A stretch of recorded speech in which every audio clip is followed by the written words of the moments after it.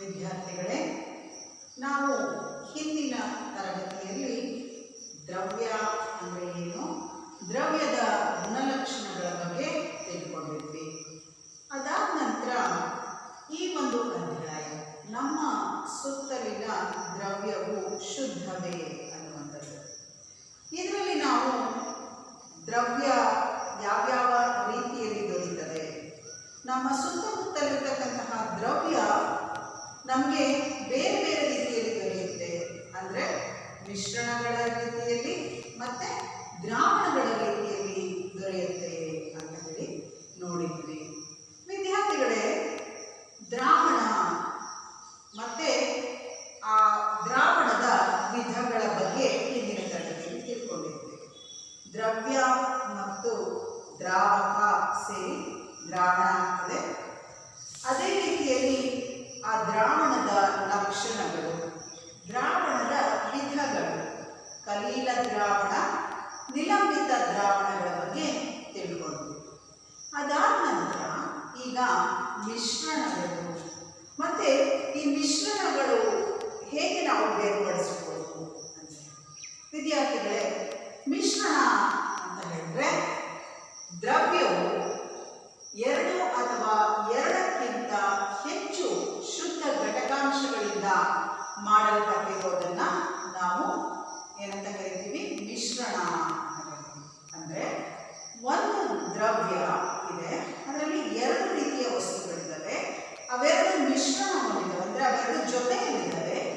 ಆಮೇಲೆ ಅವೆರಡೂ ಕೂಡ ಏನಾಗಿದ್ದಾವಪ್ಪ ಅಂತ ಹೇಳಿದ್ರೆ ಒಂದರಿಂದ ಇನ್ನೊಂದು ಭೌತಿಕವಾಗಿ ಬೇರೆ ಬೇರೆಯಾಗಿದ್ದಾವೆ. ಈ ರೀತಿಯ ವಸ್ತುಗಳನ್ನು ನಾವೇನಂತ ಕರಿತೀವಿ, ಮಿಶ್ರಣ ಅಂತ ಹೇಳಿ ಕರಿತೀವಿ. ವಿದ್ಯಾರ್ಥಿಗಳೇ, ಈಗ ನಾವು ಅನೇಕ ರೀತಿಯ ಮಿಶ್ರಣಗಳನ್ನು ನಾವು ನೋಡ್ತೀವಿ ದಿನನಿತ್ಯದ ಬದುಕಿನಲ್ಲಿ. ಈಗ ನಾವು ಹೊಲದಲ್ಲಿ ಏನು ಮಾಡ್ತೀವಿ, ಬೆಳೆದಂತಹ ಬೆಳೆಯನ್ನು ಮನೆಗೆ ತರೋದಕ್ಕಿಂತ ಮುಂಚೆ ನಾವು ಒಕ್ಕಲನ್ನು ಮಾಡ್ತೀವಿ. ಆಗ ಆ ಕಾಳುಗಳೇನಾಗಿರ್ತದೆ, ಸಿಪ್ಪೆಯ ಜೊತೆ ಬೆರೆತಿರುತ್ತೆ. ಇವಾಗ ಉದ್ದಿನ ಕಾಳು ಇರ್ಬೋದು, ಹೆಸರು ಕಾಳು ಇರ್ಬೋದು, ಅವೆಲ್ಲವೂ ಕೂಡ ಸಿಪ್ಪೆಯ ಜೊತೆ ಬೆರೆತಿರ್ತದೆ. ಕಾಳನ್ನು ಆ ಮೇಲ್ಗಡೆ ಇರ್ತಕ್ಕಂತಹ ಸಿಪ್ಪೆಯಿಂದ ಬೇರ್ಪಡಿಸಬೇಕು. ಈಗ ವಿದ್ಯಾರ್ಥಿಗಳೇ, ಮಿಶ್ರಣವನ್ನು ನಾವು ಯಾಕೆ ಬೇರ್ಪಡಿಸಬೇಕು ಅಂತ ಹೇಳಿ, ಈಗ ಎರಡು ಅಥವಾ ಎರಡಕ್ಕಿಂತ ಹೆಚ್ಚು ವಸ್ತುಗಳು ಜೊತೆಯಲ್ಲಿದ್ದರೆ ಒಂದರ ಸ್ವಭಾವ ಇನ್ನೊಂದರ ಮೇಲೆ ಏನು ಮಾಡ್ತಾ ಇರ್ತದೆ, ಅದು ತನ್ನ ಪ್ರಭಾವವನ್ನು ತೋರಿಸ್ತಾ ಇರ್ತದೆ.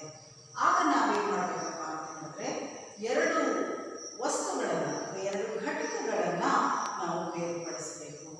ಬೇರ್ಪಡಿಸೋದ್ರಿಂದ ಆಗ್ತಕ್ಕಂತಹ ಉಪಯೋಗ ಏನಪ್ಪ ಅಂತ ಹೇಳಿದ್ರೆ,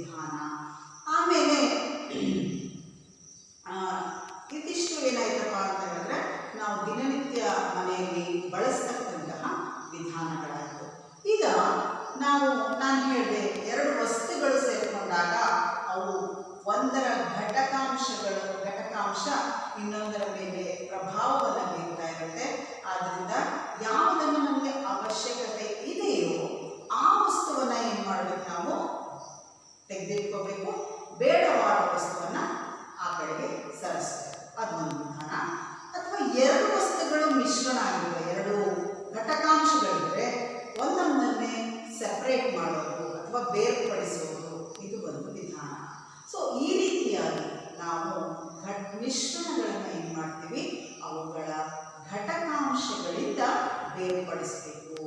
ಯಾಕಪ್ಪ ಅಂತ ಹೇಳಿದ್ರೆ ಅವುಗಳನ್ನು ಅಭ್ಯಾಸ ಮಾಡೋದಕ್ಕೆ ಮತ್ತು ಉಪಯೋಗಿಸೋದಕ್ಕೆ ನಮಗೆ ಸುಲಭ ಆಗಬೇಕು. ಘಟಕಾಂಶ ಒಂದು ಘಟಕದ ಪ್ರಭಾವ ಇನ್ನೊಂದರ ಮೇಲೆ ಬೀರಬಾರದು ಅನ್ನೋ ದೃಷ್ಟಿಯಿಂದ ನಾವು ಮಿಶ್ರಣದಲ್ಲಿ ಇರತಕ್ಕಂತಹ, ನಮ್ಗೆ ಗೊತ್ತು ಮಿಶ್ರಣ ಅಂದರೆ 2 ವಸ್ತು ಇರ್ಬೋದು ಅಥವಾ 2ಕ್ಕಿಂತ ಜಾಸ್ತಿ ವಸ್ತುಗಳು ಇರ್ಬೋದು. ಆ 2 ಅಥವಾ 2ಕ್ಕಿಂತ ಜಾಸ್ತಿ ವಸ್ತುಗಳೇನಿದ್ದಾವೆ ಅದರಲ್ಲಿರ್ತಕ್ಕಂತಹ ಘಟಕಾಂಶಗಳನ್ನು ನಾವು ಬೇರ್ಪಡಣೆ ಮಾಡ್ತೀವಿ. ಇದನ್ನು ನಾವೇನಂತ ಕರಿತೀವಿ? ಮಿಶ್ರಣದ ಘಟಕಗಳನ್ನು ಬೇರ್ಪಡಿಸುತ್ತೀವಿ ಅಂದರೆ. ಸೊ ವೈಜ್ಞಾನಿಕವಾಗಿ ನಾವು ಕೆಲವು ವಿಧಾನಗಳನ್ನು ಅನುಸರಿಸಿಬಿಟ್ಟು ನಾವೇನು ಮಾಡ್ತೀವಪ್ಪ ಅಂದರೆ ಈ ಮಿಶ್ರಣದ ಘಟಕಗಳನ್ನ ಪ್ರಯೋಗಾಲಯದಲ್ಲಿ ಬೇರ್ಪಡಣೆಯನ್ನು ಮಾಡ್ತೀವಿ. ಒಂದೊಂದಾಗಿ ನೋಡ್ಕೊಳ್ತಾ ಹೋಗೋಣ. ಆವಿಕರಣ, ಕೇಂದ್ರತ್ಯಾಗಿಗಳ 2 ಪ್ರತ್ಯೇಕಗೊಳ್ಳದ ಮಿಶ್ರಣವನ್ನು ಬೇರ್ಪಡಿಸುವುದು, ಉತ್ಪತನ, ಅಸವನ ವಿಧಾನ, ಆಂಶಿಕ ಅಸವನ, ವರ್ಣಲೇಖನ. ಸೊ ಹೀಗೆ ನಾವು ಈ ವಿಧಾನಗಳಿಂದ ನಾವೇನು ಮಾಡ್ಬೋದಪ್ಪ ಅಂತ ಹೇಳಿದ್ರೆ ಘಟಕಗಳನ್ನು ಬೇರ್ಪಡಿಸುವುದು. ಮೊದಲನೇದಾಗಿ ಆವಿಕರಣ. ಆವಿಕರಣ ಏನಪ್ಪ ಅಂತ ಹೇಳಿದ್ರೆ, ಉದಾಹರಣೆಗೆ ಈಗ ಯಾವುದೋ ಒಂದು ವಸ್ತುವಿನಲ್ಲಿ ಅಥವಾ ಒಂದು ದ್ರಾವಣವನ್ನು ನಾವು ತೆಗೆದುಕೊಂಡಾಗ ಅಥವಾ ಅದರಲ್ಲಿ ನಿಲಂಬಿತ ಕಣಗಳಿರ್ಬೋದು ಅಥವಾ ಅದು ಶುದ್ಧ ದ್ರಾವಣ ಇರ್ಬೋದು. ಉದಾಹರಣೆಗೆ ಈಗ ನಾವು ಸಮುದ್ರದ ನೀರನ್ನು ತೆಗೆದುಕೊಂಡಾಗ ಆ ಸಮುದ್ರದ ನೀರಿನಲ್ಲಿ ಉಪ್ಪಿನಾಂಶ ಇರ್ತದೆ. ಸೊ ನಮಗೆಲ್ಲ ಗೊತ್ತು ಉಪ್ಪನ್ನು ಹೇಗೆ ತಯಾರಿಸ್ತಾರೆ ಅಂತ ಹೇಳಿ. ಉಪ್ಪನ್ನು ಸಮುದ್ರದ ಬದಿಯಲ್ಲಿ ಇರ್ತಕ್ಕಂತಹ ಒಂದು ಜಾಗದಲ್ಲಿ ಕಟ್ಟೆಯನ್ನು ಕಟ್ಟಿಬಿಟ್ಟು ಆ ಸಮುದ್ರದ ನೀರನ್ನು ನಿಲ್ಲುವಂತೆ ಮಾಡಿ ಆ ಸಮುದ್ರದ ನೀರು ಆವಿಕರಣ ಆಗುತ್ತೆ. ಆವಿಕರಣ ಆದಾಗ ಅಲ್ಲಿ ಉಪ್ಪಿನ ಅಂಶ ಕೆಳಗಡೆ ಉಳ್ಕೊಳ್ಳುತ್ತೆ, ನೀರು ಮಾತ್ರ ಸೂರ್ಯನ ಉಷ್ಣತೆಗೆ ಕಾದು ಆವಿಯಾಗಿ ತಳದಲ್ಲಿ ಏನಾಗುತ್ತೆ ಉಪ್ಪು ದೊರೆಯುತ್ತದೆ. ಈ ರೀತಿಯಾಗಿ ಒಂದು ನಾವು ಆವಿಕರಣವನ್ನು ದಿನನಿತ್ಯ ಜೀವನದಲ್ಲಿ ನೋಡ್ತೀವಿ. ಎರಡನೇದೇನಪ್ಪ ಅಂತ ಹೇಳಿದ್ರೆ ಈ ಶಾಯಿಯಲ್ಲಿರುವ ವರ್ಣ ಘಟಕವನ್ನು ಬೇರ್ಪಡಿಸಬಹುದು. ವಿದ್ಯಾರ್ಥಿಗಳೇ, ನಮಗೆಲ್ಲ ಗೊತ್ತು ಶಾಯಿ ಅಂತ ಹೇಳಿದ್ರೆ ನಾವು ಇಂಕ್ ಅಂತ ಏನು ಕರಿತೀವಿ. ಅದು ಆ ಶಾಯಿಯಲ್ಲಿ ಏನಾಗುತ್ತಪ್ಪ ಅಂತ ಹೇಳಿದ್ರೆ, ಇಲ್ಲಿ ನಾವು ಒಂದು ಚೈನಾ ಡಿಶ್ನಲ್ಲಿ ಶಾಯಿಯನ್ನು ತೆಗೆದುಕೊಳ್ತೀವಿ. ಶಾಯಿಯನ್ನು ತೆಗೆದುಕೊಂಡ್ಬಿಟ್ಟು ಅದನ್ನು ನಾವು ಒಂದು ಬಿಸಿಯಾಗಿರ್ತಕ್ಕಂತಹ ಒಂದು ಬೀಕರಿನ ಒಳಗಡೆ ಇಟ್ಟು ಆ ಬೀಕರನ್ನು ಉರಿಯುವಂತೆ, ಅಂದರೆ ಆ ಬೀಕರಿನಲ್ಲಿರುವ ನೀರನ್ನು ನಾವು ಕಾಯುವಂತೆ ಮಾಡಿದಾಗ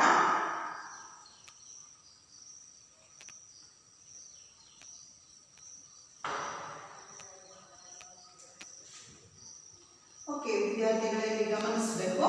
ನಾನೇನು ಮಾಡಿದೆ, ಒಂದು ಬೀಕರ್ನಲ್ಲಿ ನೀರನ್ನು ತೆಗೆದುಕೊಂಡೆ.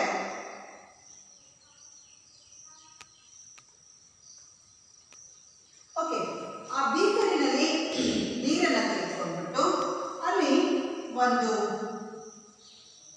ತ್ರಿಪಾದದ ಒಂದು ಸ್ಟ್ಯಾಂಡ್ ಅನ್ನು ತೆಗೆದುಕೊಂಡೆ. ಆಮೇಲೆ ಬೀಕರನ ಮೇಲೆ ಗಾಜಿನ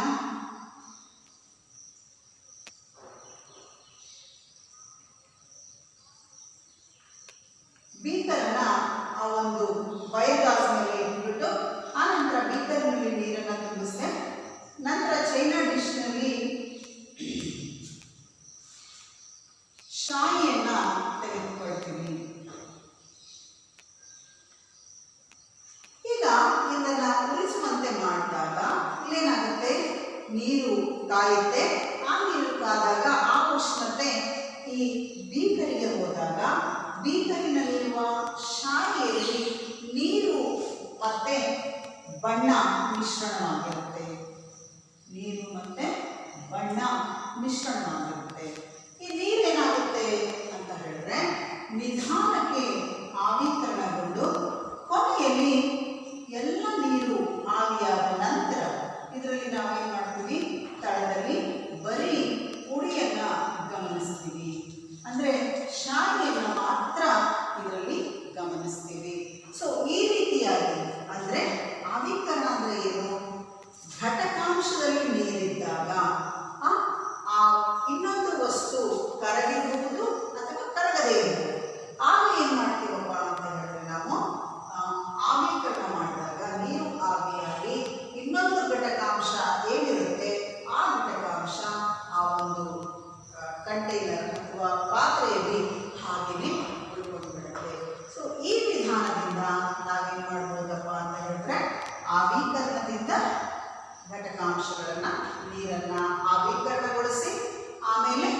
ಈ ಘಟಕಾಂಶವನ್ನು ಬೇರ್ಪಡಿಸಿದ್ವಿ. ಇನ್ನು ಕೇಂದ್ರತ್ಯಾಗಿ ಬಲ. ಕೇಂದ್ರತ್ಯಾಗಿ ಬಲ ಅಂತ ಹೇಳಿದ್ರೆ ಸಾಮಾನ್ಯವಾಗಿ ನಮ್ಮ ಮನೆಗಳಲ್ಲಿ ನಮ್ಮ ತಾಯಿ ಮಜ್ಜಿಗೆಯನ್ನು ಮೊಸರಿನಿಂದ ಮಜ್ಜಿಗೆ ಮಾಡ್ತಾ ಇರ್ತಾರೆ. ಕಡಗೋಲು ಅನ್ನುವಂಥದ್ದನ್ನು ನೀವೆಲ್ಲರೂ ಗಮನಿಸಿರ್ತೀರ. ಸೊ ಅವ್ರೇನು ಮಾಡ್ತಿರ್ತಾರಪ್ಪ ಅಂತ ಹೇಳಿದ್ರೆ ಕಡಗೋಲನ್ನು ತೆಗೆದುಕೊಂಡ್ಬಿಟ್ಟು ಅವ್ರೇನು ಮಾಡ್ತಾ ಇರ್ತಾರೆ, ಈ ರೀತಿಯಾಗಿ ಕಡಿತಾ ಇರ್ತಾರೆ. ಕಡಗೋಲಿನ ಕೆಳಗಡೆ ಒಂದು ದುಡ್ಡನೆಯದಾದ ಆಕಾರದ ವಸ್ತು ಇರುತ್ತೆ. ಆಗ ಕಡದಾಗ ಏನಾಗುತ್ತೆ ಅಂತ ಹೇಳಿದ್ರೆ ಆ ಹಗುರವಾದ ವಸ್ತುಗಳು ಮೇಲೆತ್ತೇರ್ತವೆ, ಆ ಭಾರವಾದಂತಹ ವಸ್ತುಗಳು ಕೆಳಗಡೆ ಇಳಿತವೆ, ಕೆಳಗಡೆ ಹೋಗ್ತವೆ, ಕೆಳಗಡೆ ತಳ್ಳಲ್ಪಡ್ತವೆ.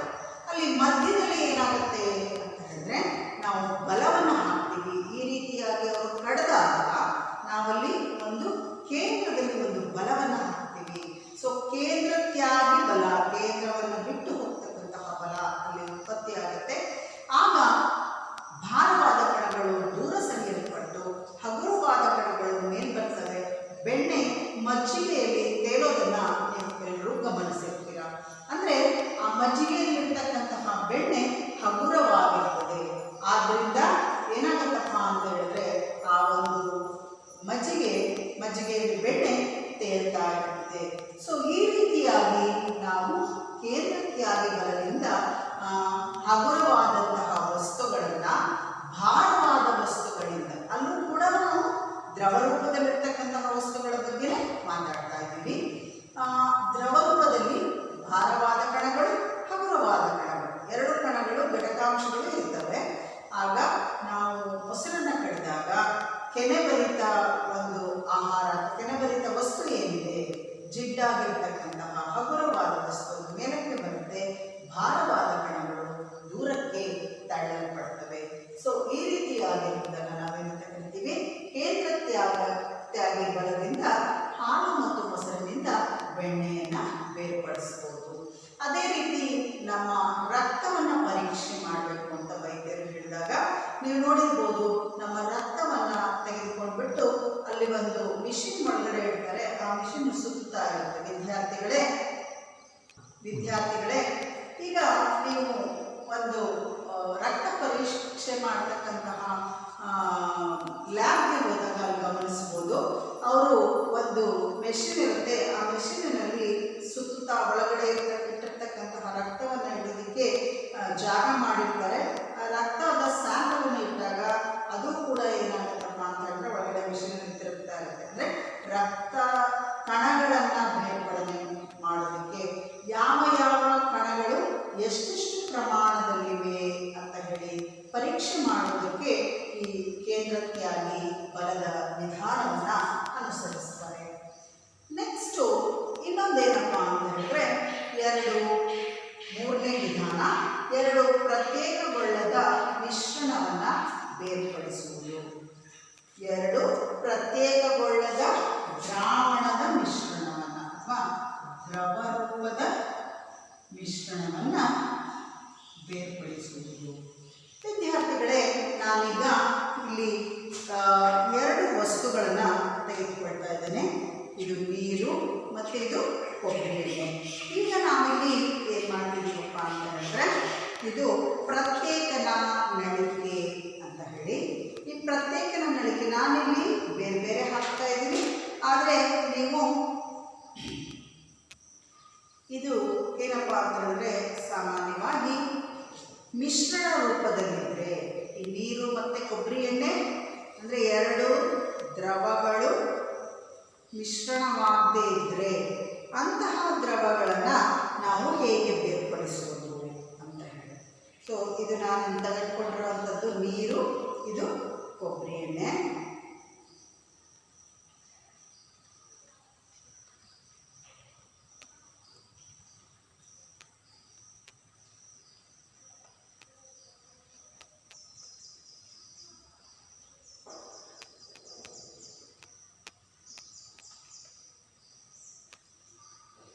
ವಿದ್ಯಾರ್ಥಿಗಳೇ, ಇಲ್ಲಿ ನೀವು ಸೂಕ್ಷ್ಮವಾಗಿ ಗಮನಿಸಿದ್ರೆ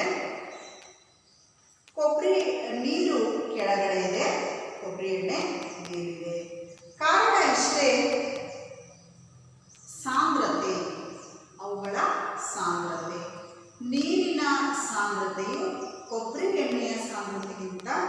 ಜಾಸ್ತಿ ಇದೆ. ಅಂದರೆ ಸಾಂದ್ರತೆ ಅಂದರೆ ನಾವೇನು ಹೇಳ್ತೀವಿ, ಗಾತ್ರ ಡಿವೈಡೆಡ್ ಬೈ ಅದರ ಒಂದು ಆಕ್ರಮಿಸಿಕೊಂಡಿರ್ತಕ್ಕಂತಹ ಸ್ಥಳ ಅಂತ ಹೇಳಿ ಕರೀತೀವಿ. ಈಗ ನಾವು ಅದನ್ನು ನೋಡಿದಾಗ ಅಲ್ಲೇನಾಗಿದೆ, ಇದು ಕಡಿಮೆ ಸಾಂದ್ರತೆಯನ್ನು ಹೊಂದಿದೆ, ಇದು ಹೆಚ್ಚು ಸಾಂದ್ರವಾಗಿರೋದ್ರಿಂದ, ನೀರು ಹೆಚ್ಚು ಸಾಂದ್ರವಾಗಿದೆ, ಕೊಬ್ಬರಿ ಎಣ್ಣೆ ಕಡಿಮೆ ಸಾಂದ್ರತೆಯನ್ನು ಹೊಂದಿರೋದ್ರಿಂದ ನೀವೆರಡು ಒಂದು ಮಿಶ್ರಣಗಳು ಬೇರೆ ಬೇರೆ ನಿಂತಿರೋದನ್ನು ಗಮನಿಸಬಹುದು. ಇಲ್ಲಿ ಏನಾಗಿದೆ ಅಂತ ಹೇಳಿದ್ರೆ ಒಂದು ಲೈನ್ ಇದೆ, ಆ ಲೈನನ್ನು ನಾವು ಸೂಕ್ಷ್ಮವಾಗಿ ನೋಡ್ಬೋದು. ಸೊ ಈ ರೀತಿಯ ಮಿಶ್ರಣಗಳು ನಮಗೆ ದೊರೆತಾಗ ನಾವೇನು ಮಾಡಬೇಕು, ಆ ಮಿಶ್ರಣವನ್ನು ಇದು ನಾವು ಪ್ರಯೋಗಾಲಯದಲ್ಲಿ ಅನುಸರಿಸ್ತಕ್ಕಂತಹ ವಿಧಾನ.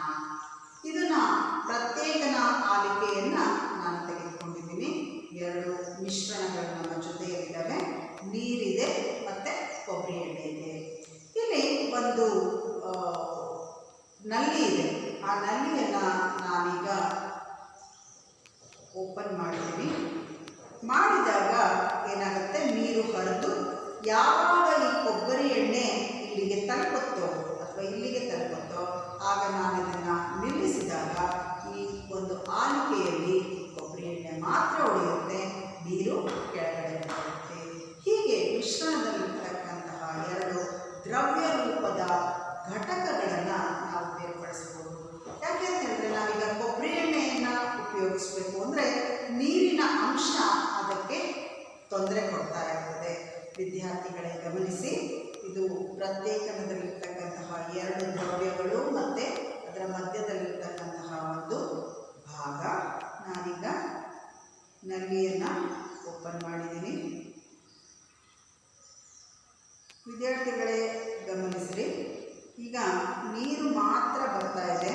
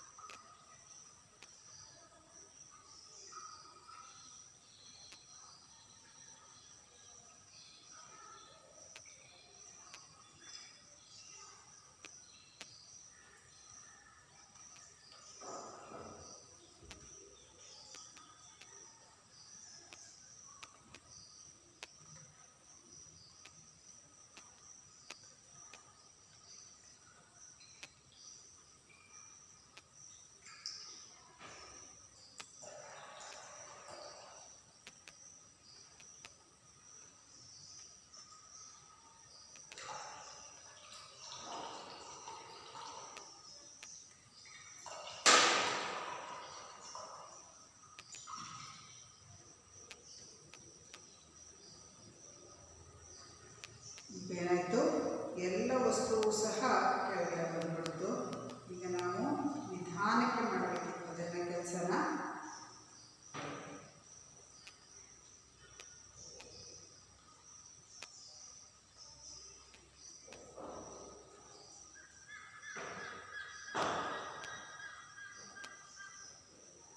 ಈಗ ಮತ್ತೊಮ್ಮೆ ಪ್ರಯತ್ನ ಮಾಡೋಣ.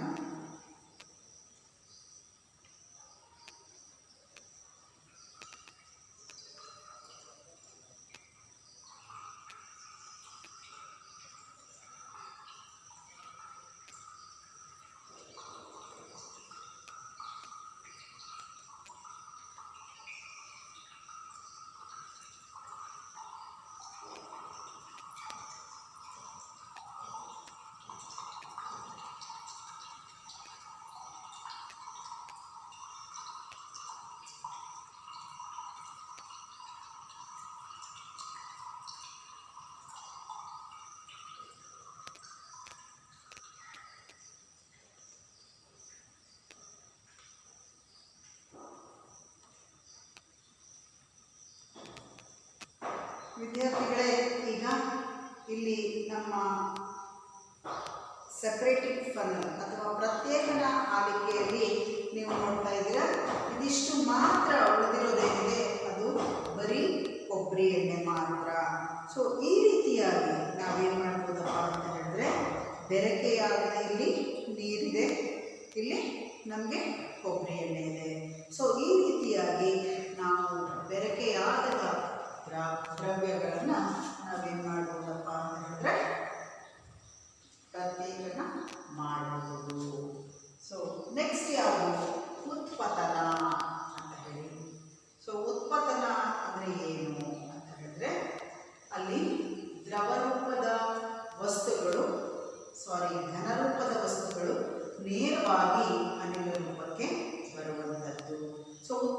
ಕ್ರಿಯೆಯನ್ನು ಹೇಗೆ ಮಾಡೋದು ಅಂತ ಈಗ ನೋಡೋಣ ವಿದ್ಯಾರ್ಥಿಗಳೇ.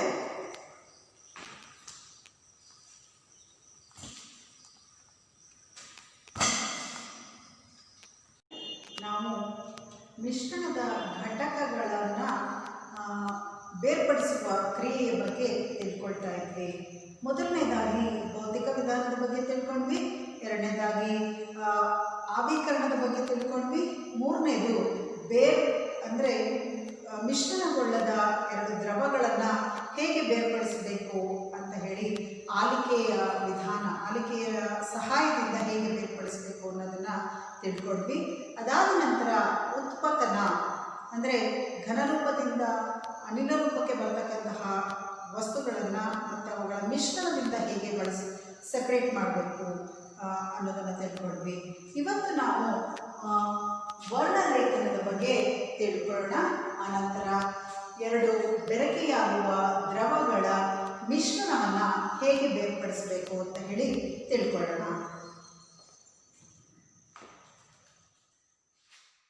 ಹೇಗೆ ಬೇರ್ಪಡಿಸಬೇಕು ಅನ್ನೋದ್ರ ಬಗ್ಗೆ ನಾವೀಗ ತಿಳ್ಕೊಳ್ಳೋಣ.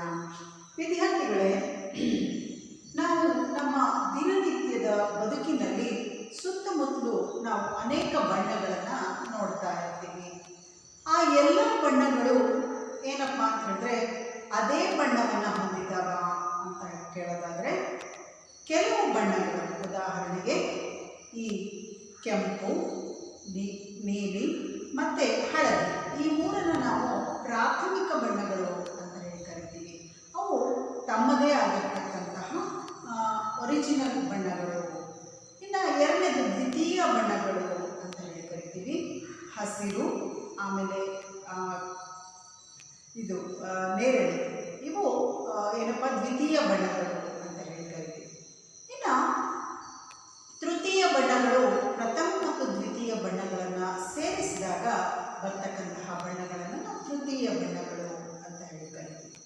ಈಗ ನಾವು ಯಾವುದೇ ಒಂದು ಬಣ್ಣವನ್ನು ನೋಡಿದಾಗ ಇದು ಒಂದೇ ಬಣ್ಣವನ್ನು ಹೊಂದಿದೆಯಾ ಅಥವಾ ವಿವಿಧ ಬಣ್ಣಗಳನ್ನು ಸೇರಿಸಿ ಆಗಿರ್ತಕ್ಕಂತಹ ಬಣ್ಣಗಳ ಅನ್ನುವಂತಹ ಪ್ರಶ್ನೆ ಮೂಡಿದಾಗ ಪ್ರಯೋಗಾಲಯಗಳಲ್ಲಿ ಅಥವಾ ನಾವು ನಮ್ಮ ದಿನನಿತ್ಯದ ಬದುಕಿನಲ್ಲಿ ತಿಳ್ಕೋಬೇಕು ಅಂತ ಹೇಳಿದ್ರೆ ಆಗ ನಾವು ಉಪಯೋಗಿಸತಕ್ಕಂತಹ ಅಂದರೆ ಮಿಶ್ರಣದಲ್ಲಿರ್ತಕ್ಕಂತಹ ಘಟಕಗಳನ್ನು ಬೇರ್ಪಡಿಸುವ ಒಂದು ವಿಧಾನ ಯಾವುದಪ್ಪ ಅಂತ ಹೇಳಿದ್ರೆ ವರ್ಣರೇಖನ ಅಂತ ಹೇಳಿ ಕರಿತೀವಿ.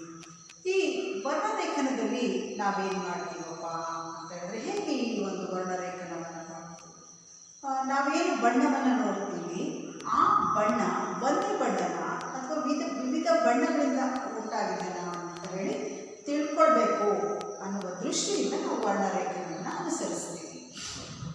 ವರ್ಣರೇಖನದಲ್ಲಿ ಮೊಟ್ಟ ಬಾರಿಗೆ ನಾವೇನು ಮಾಡ್ತೀವಿ, ಒಂದು ಸೋಸು ಕಾಗದವನ್ನು ತೆಗೆದುಕೊಳ್ತೀವಿ. ಅದಕ್ಕೆ 3 ಸೆಂಟಿಮೀಟರ್ ಮೇಲ್ಗಡೆ ಒಂದು ಪೆನ್ಸಿಲಿನಿಂದ ಗೆರೆಯನ್ನು ಎಳಿತೀವಿ. ಅದಕ್ಕೆ ಒಂದು ಚುಕ್ಕೆಯನ್ನು ಇಡ್ತೀವಿ.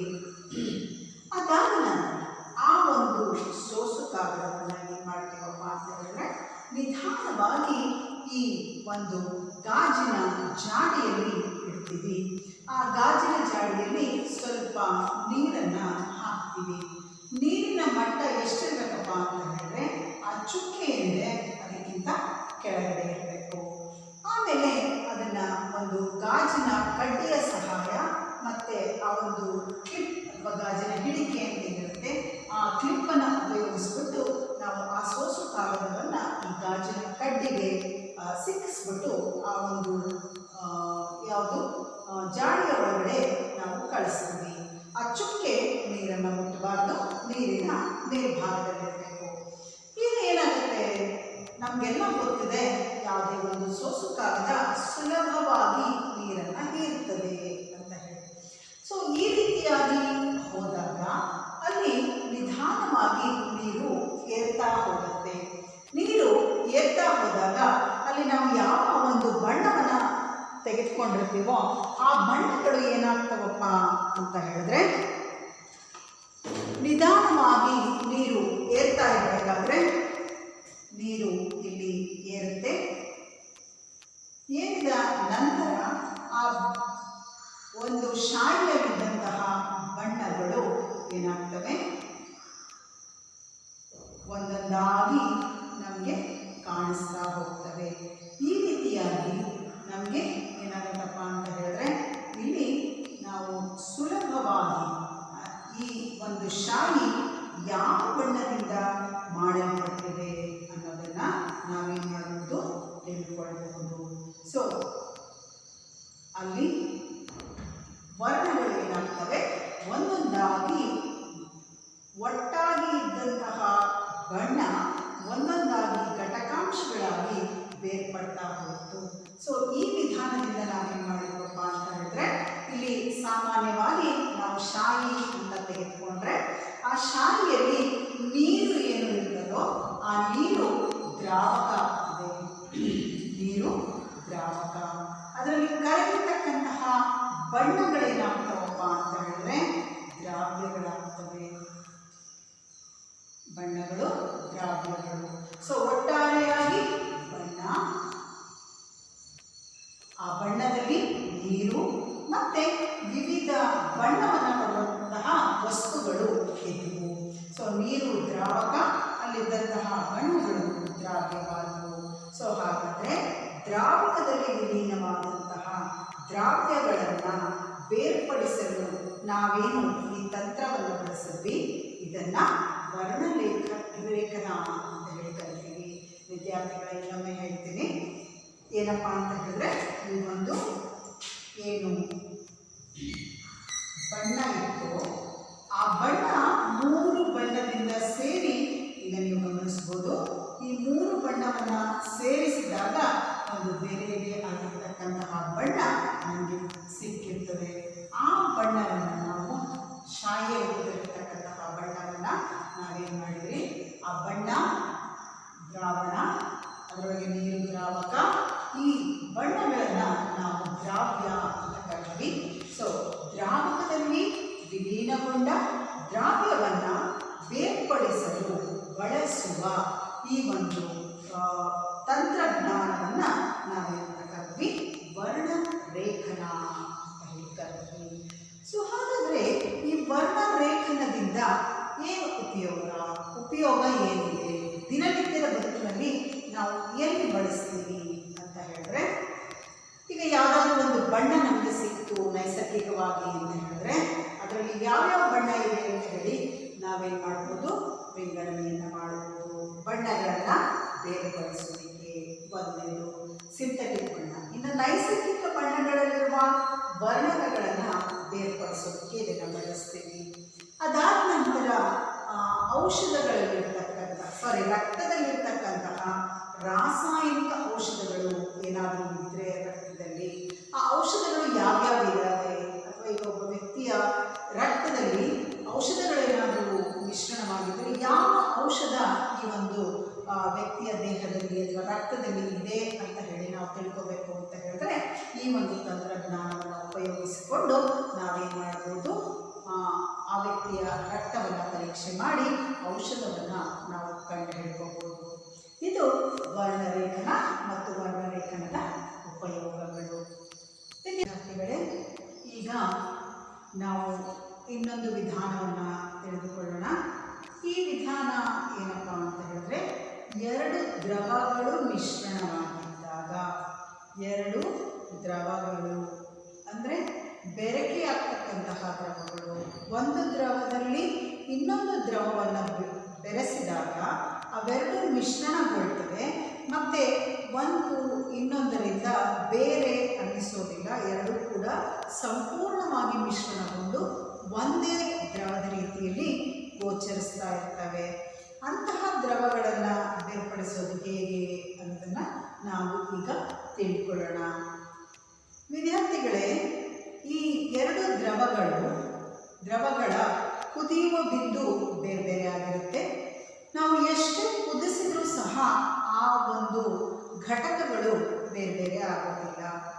ಆಗ ಏನು ಮಾಡ್ತೀವಪ್ಪ ನಾವು ಅಂತ ಹೇಳಿದ್ರೆ, ಅವುಗಳನ್ನು ಕಾಯಿಸ್ತಾ ಹೋಗಿ ಯಾವಾಗ ಅವುಗಳು ಆವಿಕರಣಗೊಳ್ತವೋ ಆಗ ಆ ಒಂದರ ಕುದಿಯುವ ಬಿಂದು ಕಡಿಮೆ ಇದ್ದು ಇನ್ನೊಂದರ ಕುದಿಯುವ ಬಿಂದು ಜಾಸ್ತಿ ಇರುತ್ತೆ. ಯಾವಾಗ ಒಂದು ದ್ರವ ಕುದಿಯುವ ಬಿಂದುವನ್ನು ಬರುತ್ತೆ, ಆಗ ಅದೇನಾಗುತ್ತಪ್ಪ ಅಂತ ಹೇಳಿದ್ರೆ ಆವಿಕರಣಗೊಳ್ಳುತ್ತೆ. ಆವಿಕರಣಗೊಂಡ ನಂತರ ಆ ಆವಿಯನ್ನು ನಾವು ಸಾಂದ್ರಕದ ಸಹಾಯದಿಂದ ನಾವೇನು ಮಾಡ್ತೀವಿ, ತಂಪುಗೊಳಿಸಿ ಅದನ್ನು ದ್ರವ ರೂಪಕ್ಕೆ ತಂದು ಸಂಗ್ರಹ ಮಾಡ್ತೀವಿ. ಇನ್ನೊಂದು ದ್ರವ ಆ ಒಂದು ಕಾಯಿಸುವ ಫ್ಲಾಸ್ಕಿನಲ್ಲೇ ಉಳಿದುಕೊಳ್ಳುತ್ತೆ. ಈ ಒಂದು ವಿಧಾನಕ್ಕೆ ನಾವೇನಿಂದ ಕರಿತೀವಪ್ಪ ಅಂತ ಹೇಳಿದ್ರೆ ಅಸವನ ವಿಧಾನ ಅಂತ ಹೇಳಿ ಕರಿತೀವಿ. ಅಸವನ ವಿಧಾನ. ಅಸವನ ವಿಧಾನದಲ್ಲಿ ಎರಡು ದ್ರವಗಳು ಅಥವಾ ಎರಡಕ್ಕಿಂತ ಹೆಚ್ಚು ದ್ರವಗಳು ಮಿಶ್ರಣಗೊಂಡು ಒಂದೇ ದ್ರವ ಅನ್ನುವ ರೀತಿಯಲ್ಲಿ ಗೋಚರಿಸ್ತಾ ಇರ್ತವೆ. ಆ ದ್ರವಗಳ ಕುದಿಯುವ ಬಿಂದು ಬೇರೆ ಬೇರೆ ಆಗಿರುತ್ತೆ. ಆನಂತರ ಅವುಗಳ ಆವಿಕರಣಕ್ಕೆ ತೆಗೆದುಕೊಂಡು ಹೋಗಿ ನಂತರ ಅವುಗಳನ್ನು ಬೇರ್ಪಡಿಸ್ತೀವಿ. ಆ ವಿಧಾನವನ್ನು ನಾವು ಅಸವನ ವಿಧಾನ ಅಂತ ಹೇಳಿ ತಿಳ್ಕೊಳ್ತೀವಿ. ವಿದ್ಯಾರ್ಥಿಗಳಿಗೆ ನೋಡೋಣ. ಮೊದಲನೇದಾಗಿ ನಾವು ತೆಗೆದುಕೊಳ್ಬೇಕಾಗಿರ್ತಕ್ಕಂಥದ್ದು ಒಂದು ದುಂಡು ತಳದ ಫ್ಲಾಸ್ಕ್, ಅದಾದ ನಂತರ ಸಾಂದ್ರಕ, ಅದಾದ ನಂತರ ಬೀಕರು. ಕಾಯಿಸೋದಕ್ಕೆ ನಾವು ಮಧ್ಯಸಾರ ದೀಪ ಅಥವಾ ಬರ್ನರ್. ಉಪಕರಣಗಳನ್ನು ಈ ರೀತಿಯಾಗಿ ಜೋಡಿಸಿರ್ತೀವಿ. ಮೊದಲನೇದಾಗಿ ನಾವೇನು ಮಾಡ್ತೀವಿ, ಈ ಒಂದು ಸ್ಟ್ಯಾಂಡ್ನ ಸಹಾಯದಿಂದ ಈ ದುಂಡು ತಳದ ಫ್ಲಾಸ್ಕನ್ನು ನಾವು ತೆಗೆದುಕೊಳ್ತೀವಿ. ರಬ್ಬರ್ ಕಾರ್ಕ್, ಒಂದು ರಂಧ್ರ ಇರತಕ್ಕಂತಹ ರಬ್ಬರ್ ಕಾರ್ಕು, ಆ ರಂಧ್ರದ ಒಳಗೆ ಉಷ್ಣತಾ ಮಾಪಕವನ್ನು ಕಳಿಸಿರ್ತೀವಿ. ಪಕ್ಕದಲ್ಲಿ ಈ ಸಾಂದ್ರಕವನ್ನು ಸೇರಿಸಿರ್ತೀವಿ.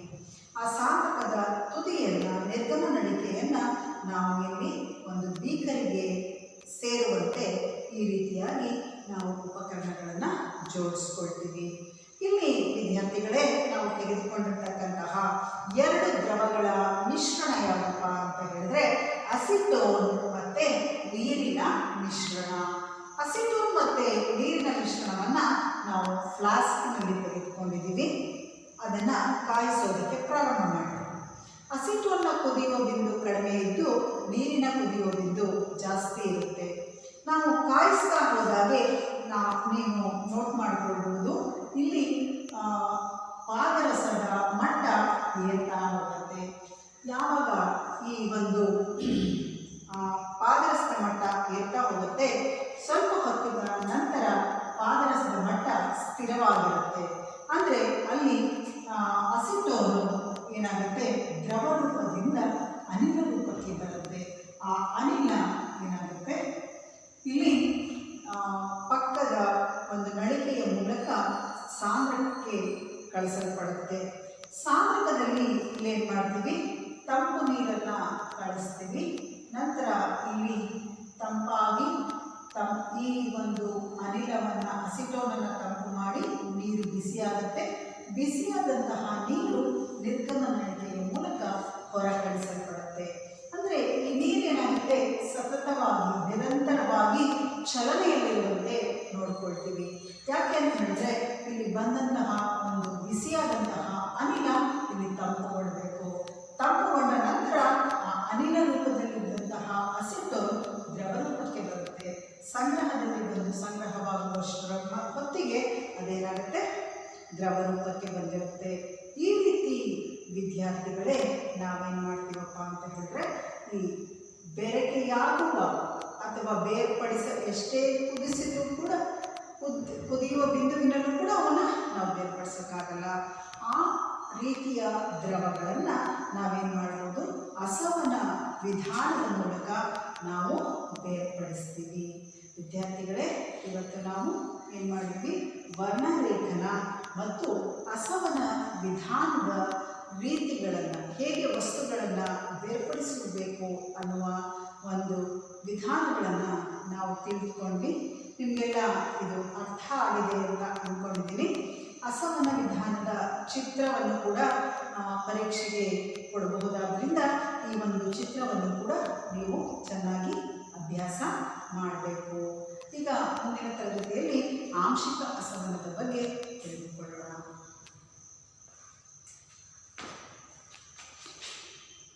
ಮಿಶ್ರಣದ ಘಟಕಗಳನ್ನು ಬೇರ್ಪಡಿಸುವ ಕ್ರಿಯೆಯ ಬಗ್ಗೆ ತಿಳ್ಕೊಳ್ತಾ ಇದ್ವಿ. ಮೊದಲನೇದಾಗಿ ಭೌತಿಕ ವಿಧಾನದ ಬಗ್ಗೆ ತಿಳ್ಕೊಂಡ್ವಿ, ಎರಡನೇದಾಗಿ ಆವಿಕರಣದ ಬಗ್ಗೆ ತಿಳ್ಕೊಂಡ್ವಿ, ಮೂರನೇದು ಅಂದರೆ ಮಿಶ್ರಣಗೊಳ್ಳದ ಎರಡು ದ್ರವಗಳನ್ನು ಹೇಗೆ ಬೇರ್ಪಡಿಸಬೇಕು ಅಂತ ಹೇಳಿ ಆಲಿಕೆಯ ವಿಧಾನ, ಆಲಿಕೆಯ ಸಹಾಯದಿಂದ ಹೇಗೆ ಬೇರ್ಪಡಿಸಬೇಕು ಅನ್ನೋದನ್ನು ತಿಳ್ಕೊಂಡ್ವಿ. ಅದಾದ ನಂತರ ಉತ್ಪತನ ಅಂದರೆ ಘನರೂಪದಿಂದ ಅನಿಲ ರೂಪಕ್ಕೆ ಬರತಕ್ಕಂತಹ ವಸ್ತುಗಳನ್ನು ಮತ್ತು ಅವುಗಳ ಮಿಶ್ರಣದಿಂದ ಹೇಗೆ ಸೆಪ್ರೇಟ್ ಮಾಡಬೇಕು ಅನ್ನೋದನ್ನು ತಿಳ್ಕೊಂಡ್ವಿ. ಇವತ್ತು ನಾವು ವರ್ಣಲೇಖನದ ಬಗ್ಗೆ ತಿಳ್ಕೊಳ್ಳೋಣ. ಆನಂತರ ಎರಡು ಬೆರಕೆಯಾಗುವ ದ್ರವಗಳ ಮಿಶ್ರಣವನ್ನು ಹೇಗೆ ಬೇರ್ಪಡಿಸಬೇಕು ಅಂತ ಹೇಳಿ